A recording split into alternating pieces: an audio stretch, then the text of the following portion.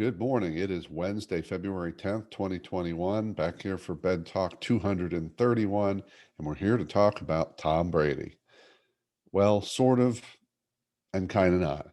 We're here to talk about leadership. And let me start off by saying that this is not coming from a guy who's a Tom Brady fan. In fact, I'm not quite a hater, but didn't really like him.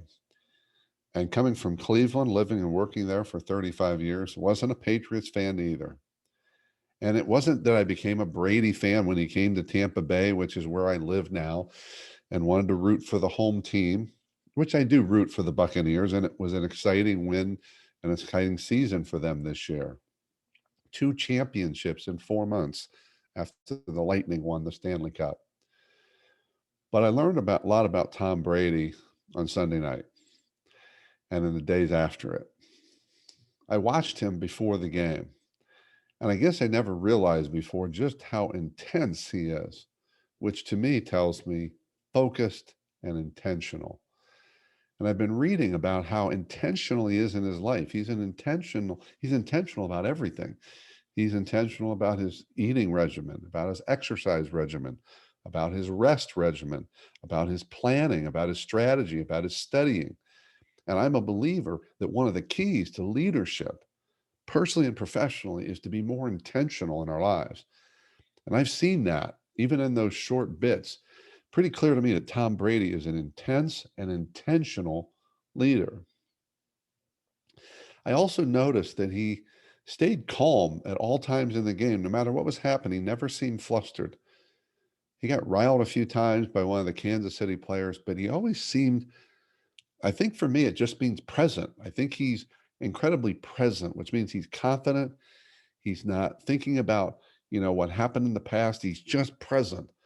And I believe that's one of the greatest skills we can bring to our lives and our leadership. And the last thing is he makes his team better. And I want to talk about one thing in particular. Yes, he helps everybody on the team be better. Everybody wants Tom Brady on their team because he's a winner and all that. I'm talking about the little things. Because here's what I found out after the Super Bowl victory. For the last week or two, Tom Brady has been regularly texting his teammates.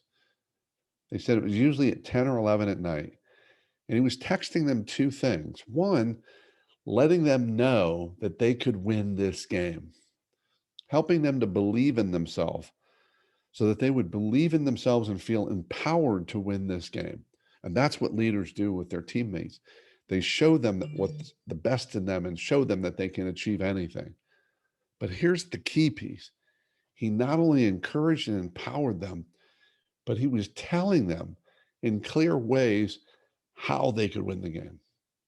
In fact, one of the examples was for one of the Buccaneers running backs, and he sent him a text that said, "Hey, remember that the Chiefs were 31st in the league, almost dead last, in allowing yards after the first hit," reminding him to never give up, that when they hit you, that's just the beginning. Keep your shoulder down, keep going, because there's more to be gained.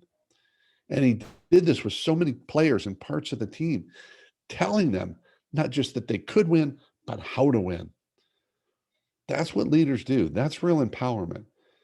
Empowering them, shifting their mindset, and giving them the tools they need and the information they need to succeed.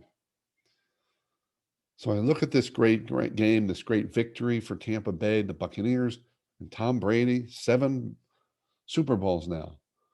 Not only the most of any quarterback, but the most of any team by themselves. But the word I'm going to stick with Tom Brady going forward is leadership. Maybe someday I'll get to find out if any of how true some of this is. But for now, take your lessons from Tom Brady on leadership. Keep taking care of yourself and everyone around you, and by all means, stay connected.